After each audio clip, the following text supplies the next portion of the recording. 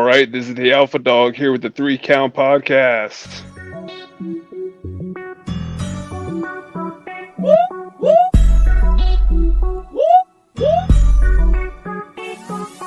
I'm in fashion, roll it cold. Welcome everybody to another great edition of the 3 Count Podcast presents Now Entering, and I'm your host, Clifford Red Dog Miller, the man that leads you up this mountain called wrestling. But by now, like you guys should be saying, I am your Sherpa. Or you know how you guys would say it in the car, you are my Sherpa. Because, you know, like every good Sherpa, you got to have someone who's been there, done that, and can do it more efficiently. You can. That's why it's never about me. It's about who's entering the ring. And who's entering the ring today? You can find this man at HTW, 1CW, CWF, IWA Vintage Pro Wrestling, DLW, OTW, DCW, LVAC, and PPW. He is the great. He is the powerful. He is the ace. He is the alpha dog, Adam. Man, you did your homework. That's crazy. You listed places I haven't worked in. Like, oh wow, that's awesome. That's what we do here on the podcast. We shout it out. That's crazy. That's awesome. Yo, so one, thank you for coming on the show. Yeah, happy to be here. Yeah, and so full transparency for everybody who's trying to figure it out, right? We ran into each other at a couple times at different couple shows.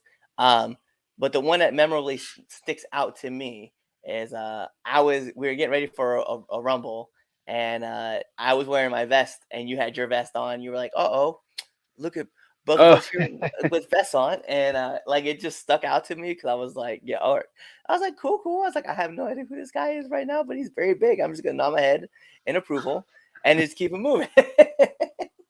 Well, then we both had dog gimmicks too, so I was just like, oh my gosh. It is true. It is true because, you know, you are the alpha dog, and you know I'm just a red dog. You know, Just the red dog. just a red dog, just that guy. Yo, but for those who don't know you, who is Adam? Man, so I guess, do you want like wrestling or do you want just like regular life? Why not both? Why not both? All right, yeah. I grew up in Williamboro, New Jersey, so I've been in New Jersey pretty much all my life. Um, Ended up moving around from Mount Laurel, and now I'm hanging out in Williamstown. Uh, by day, I'm an IT professional. So I work for a rehabilitation company, and I'm part of the IT support team there. Handle a couple of different programs and lots of like administrative work for like back end stuff for our clinicians. And then by weekend, since 2007, I'm counting training. I've been doing pro wrestling. So I started training in 2007 at the Monster Factory when it was in Belmar, New Jersey. And then eventually Danny got the school and moved it to Paulsboro. I stayed with Jim Molyneux. He's the ECW original referee. He started his own, pretty much split off doing his own company called Old Time Wrestling. That was OTW, so I continued with them. And then I eventually moved on to training at the Ring of Honor dojo in Bristol, PA. And then Cheeseburger, they moved that dojo to Baltimore. And I stayed with Cheeseburger and trained at the Worldwide dojo pretty much right up until and into the pandemic. But now I moved further south, so I haven't been able to train with him as much. But yeah, so that's kind of like a quick overview of my training background. Yeah, there's a lot of like prestigious places to be training at, from the Monster Factory to ROH Dojo to world famous dojo. Yeah. There's a lot of different places to hit, and just being like a lot of different minds to be like being able to pick and like learn about the business. Like, what brought you into wanting to get into the business to begin with? It's a funny story for me because a lot of times you'll hear the common, been watching since I was a kid, it's always been my dream. But that wasn't the case for me. I knew about wrestling when I was a kid because NWO was hot, DX was hot, The Rock was hot, Stone Cold, like everybody that I knew watched wrestling, but I didn't have cable growing up, so like I couldn't really watch it. But I knew that I loved Sting. Like Sting was my guy because he just looked cool, right? And I didn't actually like really get into wrestling until like right after high school, actually. And I was watching Monday Night Raw, and they were doing an episode of the draft. And I was like, there's drafts in pro wrestling? Like, this doesn't make any sense. What is this? And I saw John Cena, who I remember from like the Subway commercials and the Marine. So I was like, oh, I'll watch this. Like, whatever. Like, I'm bored, and I became fascinated. I think another match on the card was Batista and Edge, and I was like, this is great. Like, this is cool. And from there, I went head first into the fandom. Uh, Not when it comes to like the internet or being like a smart fan. I was not smartened up to the business till after I started training. I didn't know how much of it was fake or how much of it was real. I'd watch ECW, didn't know that there was a previous ECW, so I would just watch ECW. I would watch Friday Night SmackDown, and it was just every week I'd watch everything, on TV. I even started. I found this channel called Spike. Well, I knew about Spike TV, but one time I turned on Spike TV and there was this wrestling promotion called TNA Impact on, and I was like, "What's this? They have six sides to the ring. This is amazing." Um, so yeah, so I got really into it, and then Wildwood. I went to Wildwood with my family. We used to go like every year for like a week, and when we were down there, they were doing the SummerSlam tour at the convention center. So me and my best friend, I was like, "Can we just buy tickets?" So we just bought tickets at the door, and it was during like the John Cena and Randy Orton program for like their first program in I believe it's '06 or no '07. That SummerSlam. Uh, so yeah, I went to the house show, loved it, and I was looking into, how do you become a wrestler? Because I had no idea. And I know a lot of guys got like picked up at gyms, but I didn't realize that it was just a different time back then when they did get picked up at gyms to be wrestlers. Like that's part of like Batista's story. So it's like, well, I gotta go to the gym, I gotta work out. And then if I get big, someone's gonna notice me and then they'll like ask me to be a wrestler. I have no idea, right? Until I'm watching I think I was watching like an episode of ECW, and it was like a Tommy Dreamer match, and the announcer mentioned something about like wrestling school, and I was like, "That's a thing." So I started Googling wrestling schools, right? How do I get into wrestling school? And one of the first ones to pop up was CZW. And again, I'm not a smart fan at this point. I haven't, I'm not an internet fan. I don't know. I'm just finding out that there's wrestling that exists outside of WWE and TNA, right? Right. Um, but when I'm looking at CZW, they're talking about light tubes and all this other stuff, and I was just like, I'm not doing that. No, no way. I want to do TV wrestling. I don't want to do whatever this is. So then I found the Monster Factory's website, and I saw that they trained. Uh, they had like Big Show on there, Bam Bam Bigelow, D'Lo, I believe. They just, notice that, like notable people were on the site. So I gave him a call, and I got a call back from the head trainer there. His name's Ed Atlas, and he was like, "Yeah, pal, why don't you come down and check out training?" And I was like, "All right, cool." And I don't know if I had a car at the time or I was waiting to get a car. But when I got a car, I drove down on a Saturday, and again, I'm still not smartened up at all, so I have no idea what to expect. The first person I meet when I go into the school is Mick Drake. I don't know if you've heard of him. He's based out of New York. He's at Battle Club Pro, Mm. but he's the first person I meet, and I go in and I sit in on training. And again, still not smartened up. So, they're working on chaining, arm ringers. They're selling during all of this. So I'm just like, I don't know what's real and what's not. And I'm like, it looks physical. So, and then the head trainer kid tells me, you look like you got the look. And like, I'm not, at this point, I don't have like a lot of muscle on me, but I've always had like a bigger frame. Right. So we're talking like 6'2", still like maybe 250 pounds, but just like heavy. So I ended up, I think I told him I was going to hold off, and he called me like a week later to get me to sign up with like two other students who didn't even last like 2 weeks.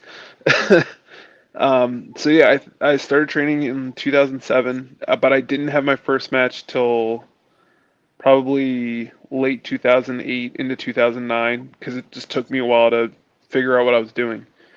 Um, and back then at the Monster Factory, the promotion that ran out of there was still Old Time Wrestling.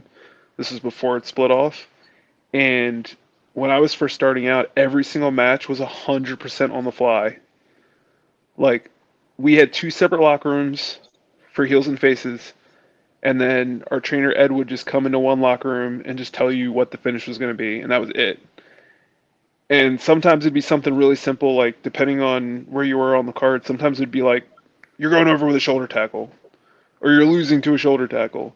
And it was because he would set it up in such a way that later, when people do a shoulder tackle, it could potentially be a finish. You never know. So it was really old school in that fact.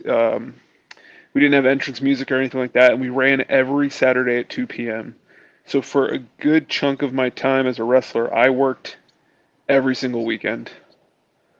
Um, and then when I started traveling more and doing shows in the evening, then I was working like twice a Saturday. And then if I got a Friday booking, I'd work Friday twice on Saturday. I mean, there's some rare weekends out there. I got to do four. I got to do Friday night, Saturday afternoon at OTW, go to like Right Coast Pro in Delaware, do Saturday night, and then maybe I had to work for like Tier One Wrestling when they were up in New York on like a Sunday. So it was cool. Um, but yeah, that's really how I got into it. Uh, I hope that answers your question. I think I Yeah, got a no, little lost definitely. there. I like the aspect that, like you said, like there's two different locker rooms, right? Because it's not the first time I've heard that, right? Just Yeah. like heels and faces. And like I know, like for me, when I was being told about like this whole thing, because I didn't know that was a thing. Because obviously, like I came into a different era of like training, right, in wrestling, but it was a tape recorder that would be passed from like the heel to a referee or somebody in middle management, and then it would go to a face. So to hear like Mm. that was still a thing as of like 2007, I'm like, oh, that's interesting. So I Yeah. definitely still find that to be. I still think that's kind of cool. I Um, always joke that I broke in at like a really awkward time because when I broke in, um, WWE was the only game in town, really, right? I mean, there was TNA, but like, if you wanted to make money, like the internet was still like Twitter wasn't even a thing yet, right? Twitter was just starting out, so that there's no real internet buzz. And at the time, WWE wasn't really touching you if you worked at independents. Like they didn't care. They just wanted bodybuilders. They wanted so when we were training, everything we did was essentially we're gonna get you guys to be so good at the fundamentals because when you get to WWE, they're gonna tell you what they want you to do anyway, so it doesn't matter.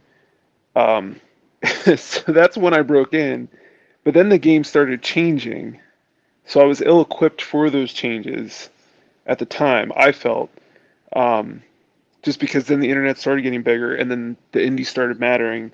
So then by the time I started trying to go get out there more, it was kind of like late, a little later. And then now we're back to when it comes to WWE, they're back to like we just want college athletes, which is something that I heard early on when I was pursuing them as well.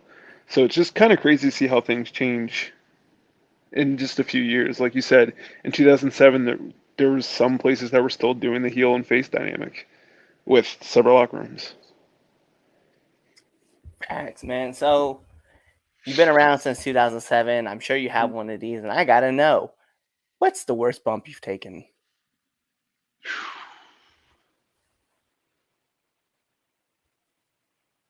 That's a tough one. It's probably,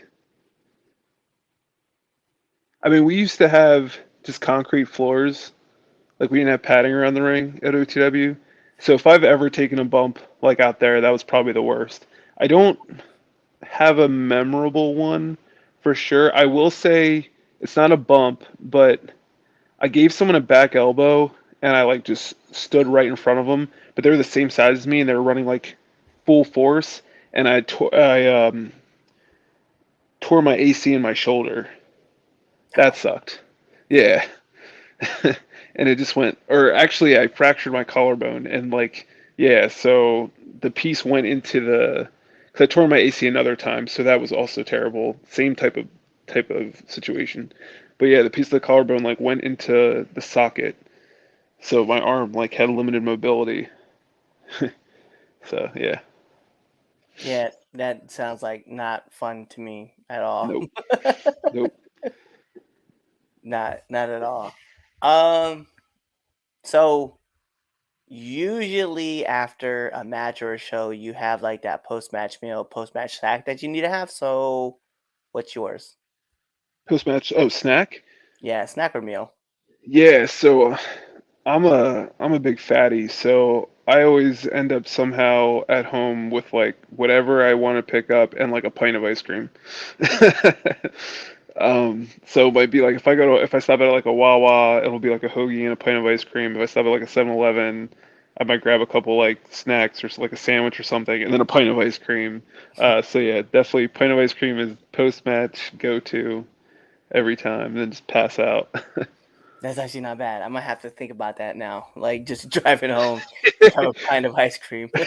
Well, listen, I never actually eat my snacks on the way home, and the reason why is because one thing I found out or I realized was because a lot of times the way my diet is usually set up during the week, I don't have as much sugar, and then if I start pounding sugar after, on the drive home, I'll spike my sugar levels and I'll crash. So I'll get really tired on the drive home, and most times these days I'm driving by myself. Right. So I have no riding buddy, so I have to get home. So, what's one of the hardest lessons you've had to learn in the business? Oh man, there's a lot of hard lessons, and a lot of them have to deal with perspective. I'd say probably the hardest lesson I'd had to learn was that,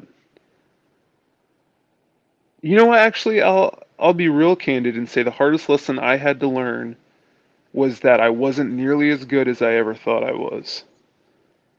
But at the same time, it like crashed my self-esteem. So the story behind that essentially is I did my first Ring of Honor tryout in maybe like 2016 or early 2017. And Christopher Daniels was telling me that, my fundamentals were good, but if I happened to be in the ring with like one of the Briscoe brothers that I'd be exposed. So that told me that I wasn't as good as I thought I was. But the problem, I've always had a self-esteem issue just growing up and carrying into pro wrestling.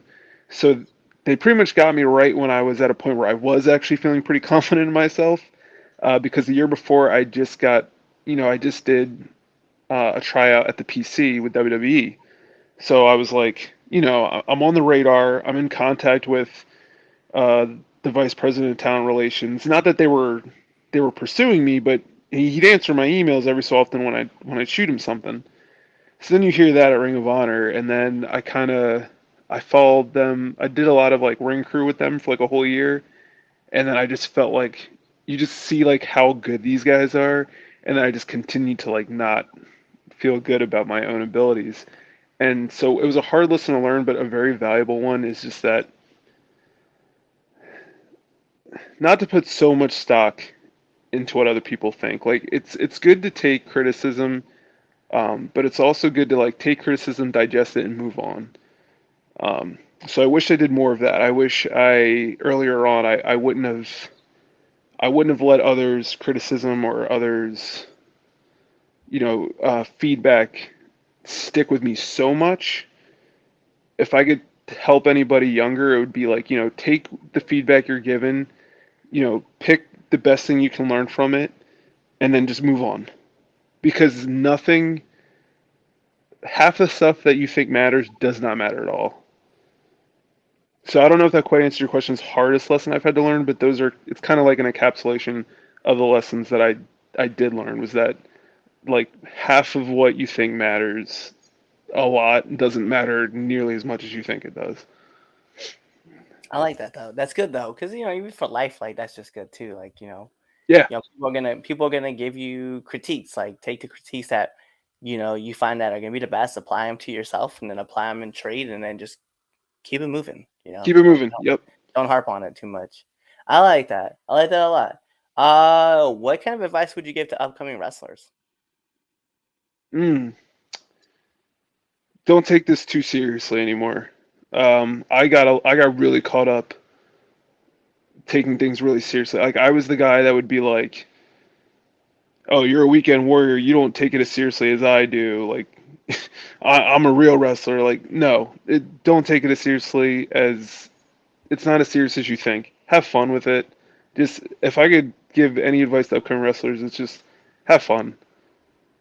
Because when you lose that, it becomes like a pressure game. And I spent like there was a good 2 or 3 years where the only thing on my mind was like the contract, the contract, the contract, and I missed out on a lot of fun because of it. I think. So just have fun.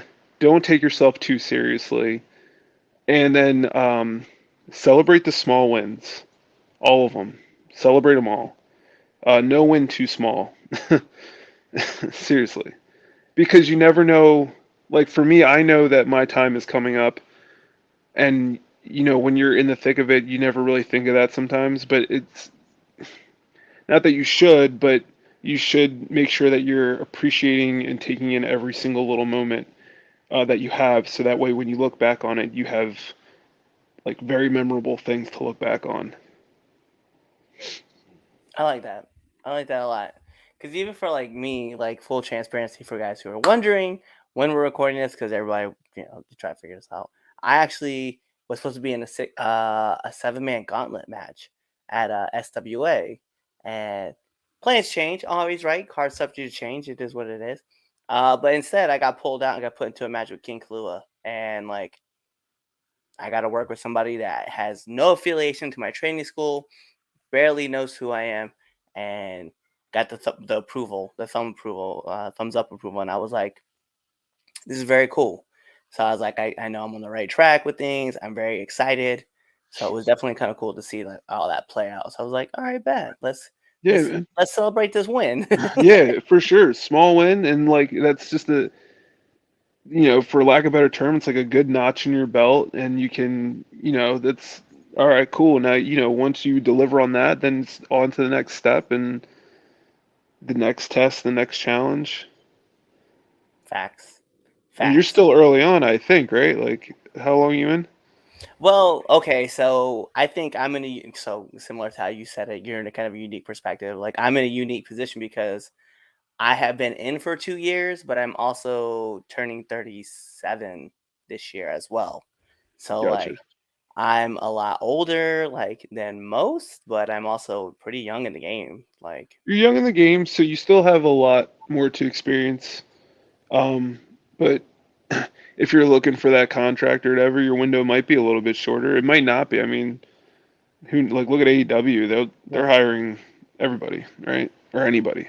So no, I think you still have plenty of time ahead of you. And there's a lot of guys I've seen. So like for someone that's been in as long as me and like never caught on, I've also at the same time seen guys catch on in like shorter periods of time. So really, you never know. It's the entertainment business, and that's something they don't tell you a lot in wrestling. But I'll be happy to tell people here if you are a wrestler, at the end of the day, no matter what you think of pro wrestling, it's still the entertainment business, and the entertainment business is like 75%, if not 80%, maybe even more, right place, right time is really all it ever is. So you just got to make sure that you're ready for when the right place, right time happens, because things could take off in a moment. Yeah, they really can. I've seen a few people who've like just taken off based off of just being at the right place at the right time, and they're also very talented. Like Yeah, no doubt, but for yeah, sure. yeah, just they're able to perform when they needed to, and then I watched them explode, and it's been awesome to watch them do the thing. Yeah. Uh, Listen, since 2007, so I'm sure you've been in a lot of different locker rooms and been in a lot of different places. So I need to know one do and one don't of the locker room. Okay. One big do of the locker room. My one of my trainers, Brian Johnson, used to say this all the time, but like it's so true. Like, just be cool. Like, don't be weird in the locker room. Just be cool. Be like laid back. Be friendly. Don't be standoffish. Like, I can't tell you how many times I will literally put my name on somebody, and it has nothing to do with what they can do in the ring, and everything to do with the fact that I just want to hang out with them in the locker room. Like, obviously, I'm not going to put my name on someone that's like completely terrible, but like, you could be mediocre, and I'd be like, yeah, yeah, you should book that guy, and I will usually say he's got a great attitude. Because I just want to hang out with you in the locker room. Because I met you before, you're super cool.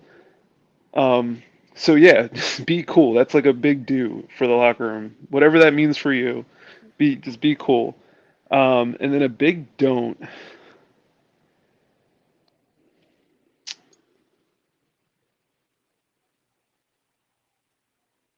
Honestly, I don't know because I haven't seen too many big don'ts, but I know a big turnoff for me is like,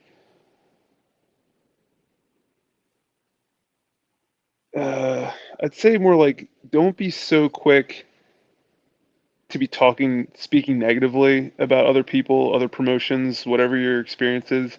Like I get that we all have like some have our gripes, and some places like I get why we would like joke around about them being bad in the locker room. But the thing that stuck out to me recently was one guy came up to me recently, and he knows that he knew me from another show I worked with him, and he was like, "Oh yeah, man, I'm not working that show anymore. They kicked me out." And I said, "Okay." And he was like, "Yeah, it was a pretty blah blah." And I stopped him. I said, "I'm gonna be honest with you right now." I said, "I don't really want to hear about that." Because I didn't personally have any heat with that promotion or locker room, so like I don't want to hear your heat. Like I didn't ask you that. So yeah, I guess just watch out for that. Kind of be more tactful. And like I said, I understand like some of the boys will chit chat about some places because there truly are like, terrible. But yeah, just be careful with that, I guess. Yeah, I like that. I like that. Don't gossip. Yeah, yeah. There's really no reason to. No, there's really not. Like you can. I like how you said that though. Like if you have grief, like obviously you can have griefs about certain places. Have those griefs. Just make sure that you have your circle, and your circle has your corner, because otherwise Yeah, it could be yeah, very bad. yeah. Listen, so those are all my heavy hitting questions that I do have. But we do got to get into the second best segment of this podcast. Probably try to figure out what the first one is. It's right there. The Red Dogs Power Rankings that you can find every Sunday on our debate show. But this is the 3 Count Podcast, 10 Count Questions. And Mr. Adam, this is how it's going to work. I'm going to fire off 10 questions at you rapid fast. And Okay, whatever's your answer, that's your answer.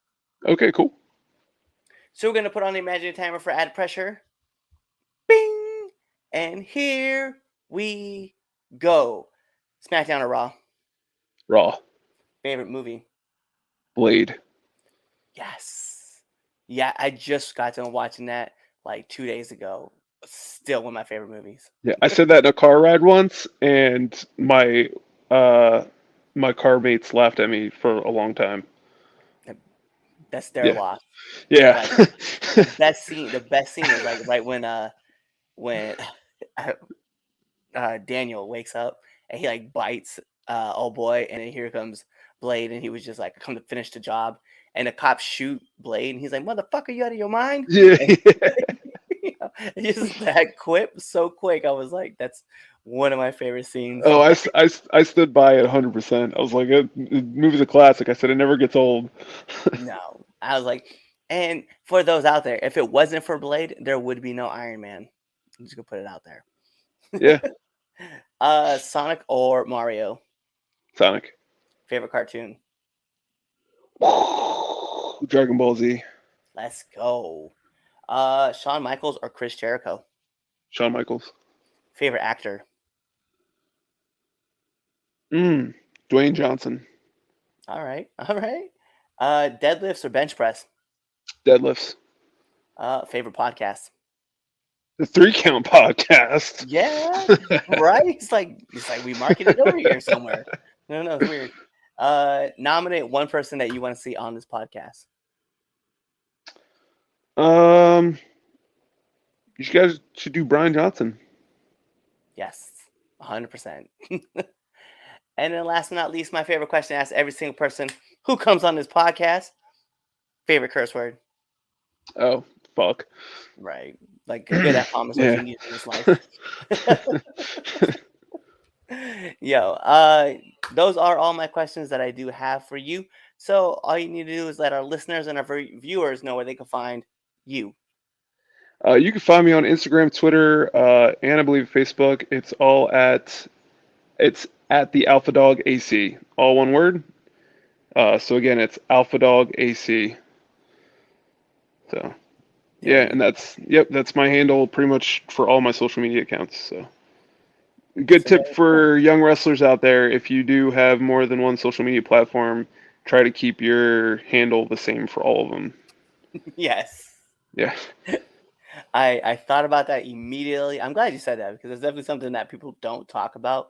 But that is something I did immediately. Once I yeah, started like picking up like a little bit of bookings and stuff like that, I changed all my social media handles at _Red Dog 85 everywhere because I knew yeah, how important it was that you find me on one, you can find me on all of them. yeah. And it's so much easier if you like if any of you guys out there are doing business cards or like little 8x10s with like your social media information. That way you don't have to put a different one next to every single icon. So Right. It's so important. I definitely look simplicity. That's all you need in life. yes, But listen, he gave you all of his handles, so you know what that means. We gotta take this to our favorite part of a match, the home. fin. So this is the Three Count Podcast presents Now Entering, and like I said, I'm your host, Clifford Red Dog Miller, the man that leads you up this mountain called wrestling. And like every good shepherd, you gotta have someone who's been there, done that, and can do it more efficiently than you can. And that's why it's never about me. It's about who's entering and who's entering the ring. You see him right there, the alpha dog, Adam himself. So you guys know what to do. Tune in to the next episode and be there, or you just wait for this episode to end. You wait for that outro, and then you choose another episode to listen to. Yeah. Peace. See you. What's going on, Three Count Nation? I'm Clifford Red Dog Miller with the catchphrase. But what I really want to do right now, go to twitter.com, right? Go over there, find us at the 3count_pod, give us a follow, give us a like, give us a comment. We want to talk to you guys. Go to IG at the 3count_pod. Give us a like, give us a follow, leave us a comment. We want to interact with you. Go to youtube.com, give us a subscribe, turn the bell on, turn the notifications, leave a comment. We want to talk to you. Go to anchor.fm/the 3count podcast, and in there, you can leave us a message, and we will talk to you. Basically, what I'm trying to tell you is that we want to talk to you. We want to have fun with you guys, and we love listening to what you guys have to say. Also, one thing I need you to do for me, the 3count podcast also has merchandise. Oh! At prowrestlingtees.com/the 3count pod. Please go buy our t-shirts. We love you guys, and we hope you love us too. So show us some support, please.